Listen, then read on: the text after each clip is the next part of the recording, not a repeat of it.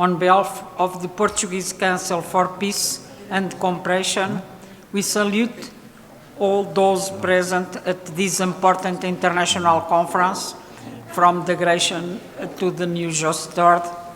which take place at a time when the defense of peace and the convergence of the force of peace, sovereignty and social progress in a broad front against militarism and war is so important.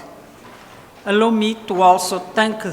the Belgrade Forum for a World of Equals for the kind invitation to be present here, which is a great honor for us. This is not the first time that we are with you here in Belgrade, denouncing, condemning, and not forgetting NATO's illegal, brutal, and criminal aggression against the Federal Republic of Yugoslavia, a denunciation and condemnation that, after 25 years, not only remains topical, but reinforces its full reason. NATO's aggression against Yugoslavia marked the beginning of a new phase of the United States arming offensive with the support of its allies in NATO and the European Union to recover the ground it had lost with the change in the balance of forces in favor of the forces of peace, social progress, and national liberation witnessed the following World War II.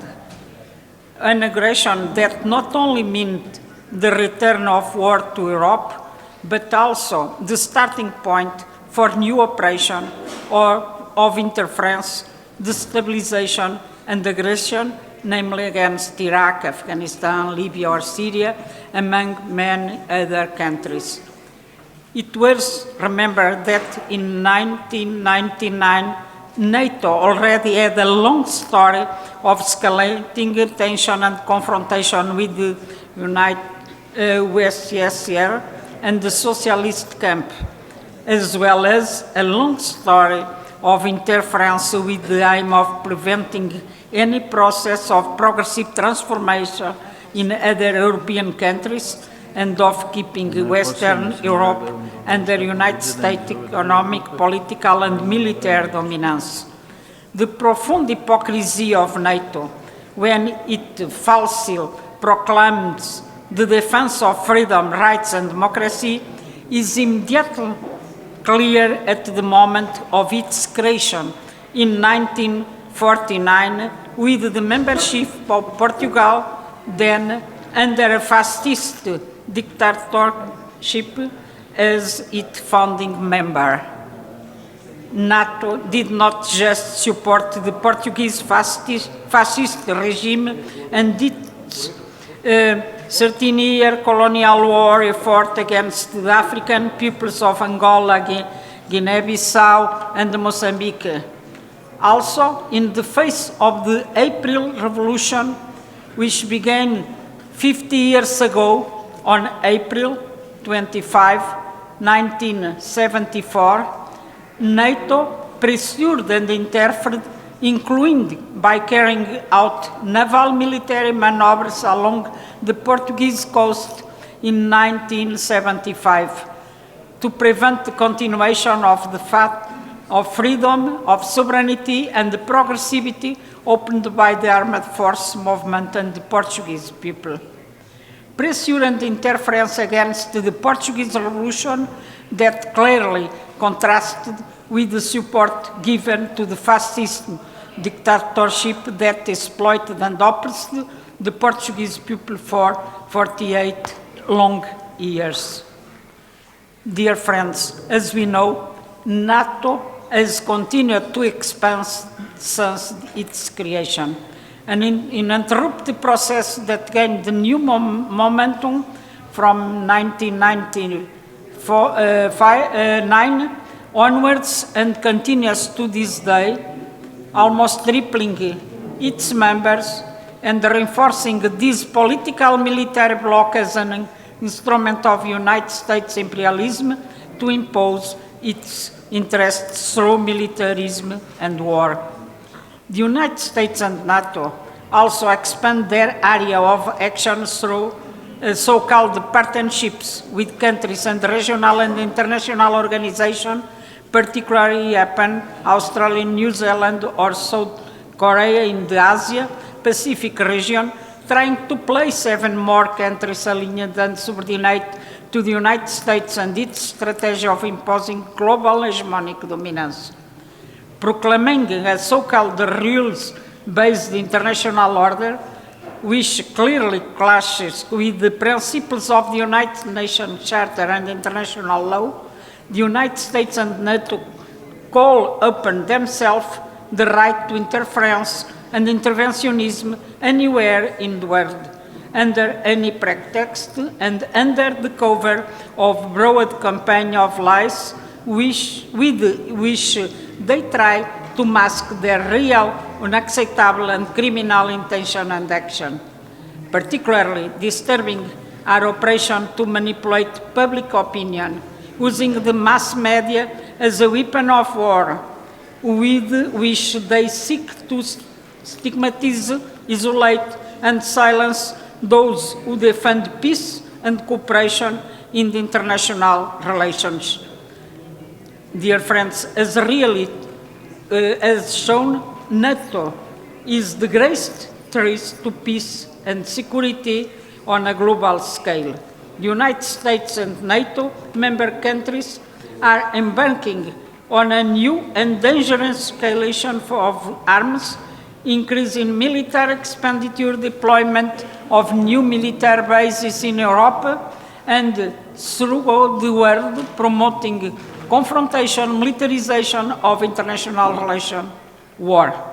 Already responsible for more than 55% of total military spending in the world,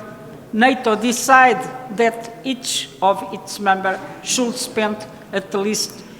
2% of GDP on military expenditure by 2025. The United States, 2024, the United States and NATO reaffirmed the use of nuclear weapons in a first strike. The United States deploys nuclear weapons in countries in Europe, as well as missile systems. And all the military maneuvers in Western Europe, such as the Steadfast Defender, which began in January and last until May 2024, the largest since 1988, mobilizing 90,000 soldiers for 32 countries. What is at stake is the escalation of the confrontational policy against Russia, which, as we know, did not begin in 2022. The expansion of NATO to Western Europe, which began in the 19th of the last century, and the corresponding installation of military means increasing closer to Russian borders, immediately identified this country as one of the objectives of this offensive political military bloc. In fact, the conflict taking place in Ukraine today is an expression of this strategy of increasing confrontation between the United States and NATO against Russia, in which Ukraine and the power placed there in 2014 are used as an instrument of this dangerous warmongering action. Beyond words, we need to look at reality. NATO evokes security and peace, but in fact, it continues and intensifies its policy of increasing international tension, instigate a confrontation, militarism and war, as it evident in Europe, the Middle East or Asia-Pacific. A policy evident in the support and complicity with Israel's brutal occupation policy and crimes in the occupied Palestinian territories and in the Middle East. A policy evident in the rejection of initiatives aimed at dialogue and peace, and the insistence on the escalation of arms, the prolongation and worsening of the war in Ukraine, with the grave consequence and serious danger